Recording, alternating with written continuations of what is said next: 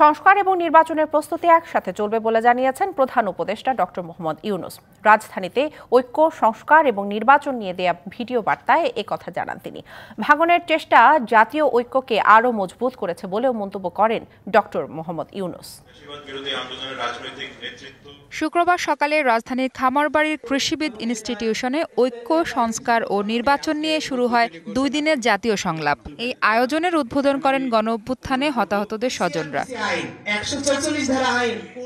Forum for Bangladesh studies আয়োজিত এই সংলাপে ভিডিও বার্তা দেন অন্তর্বর্তী সরকারের প্রধান উপদেষ্টা ডক্টর মোহাম্মদ ইউনূস। বলেন, বাংলাদেশকে এগিয়ে নিতে দরকার ঐক্য ও সংস্কার ও নির্বাচনের প্রস্তুতি চলবে একসাথে।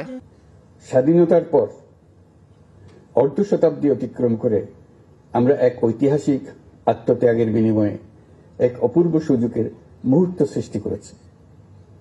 এই সুযোগ যদি আমরা গ্রহণ করতে অনিচ্ছুক হই কিংবা অপারগ হই, তাহলে বাংলাদেশের ভবিষ্যতের কোনো প্রজন্ম আমাদের ক্ষমা করবে না। সংস্কার ও নির্বাচনের প্রস্তুতি একই সঙ্গে চলতে থাকবে। নির্বাচনের প্রস্তুতির কাজ মূলত নির্বাচন কমিশনের।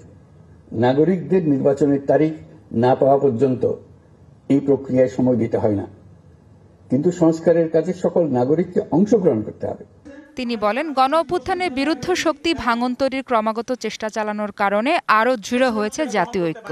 ন্যায়ভিত্তিক সমাজ নির্মাণ ছাড়া জুলাইয়ের শহীদদের আত্মদান অর্থবহ হতে পারে না।